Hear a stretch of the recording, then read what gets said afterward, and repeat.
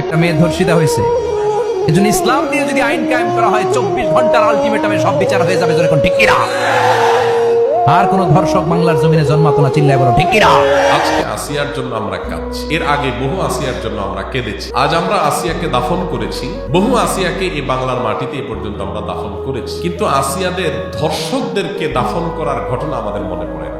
এই আসিয়ার ইস্যু আমরা ভুলে যাব, বেশি দিন সময় লাগবে না, 1 মাস 2 মাস হাইয়েস্ট 3 মাস।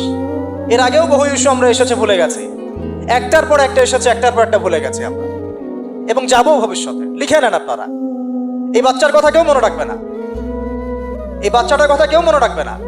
3 মাস পরে, 6 মাস পরে, 1 বছর পরে আরো নতুন ইস্যু আসবে, আরো নতুন পাপ হবে, আরো বড় বড় ঘটনা ঘটবে। এরপরে মানুষ এই বাচ্চাটাকে ভুলে যাবে।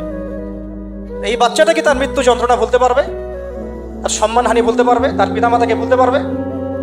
এখন প্রশ্ন হচ্ছে, তার পিতাকেও যদি আমরা জিজ্ঞাসা করি, ইসলামে রেপের শাস্তি হচ্ছে মৃত্যুদণ্ড, আর ব্যভিচারের শাস্তি হচ্ছে অর্ধেক কোমর পর্যন্ত পুঁতে পাথর নিক্ষেপ করে হত্যা করা, এবং বিবাহিত ব্যক্তি হলে এই শাস্তি, অবিবাহিত হলে 100 বেত্রাঘাত, 1 বছরের নির্বাসন এবং সমাজ থেকে বয়কট করা, আর ধর্ষণ হলে সরাসরি মৃত্যুদণ্ড।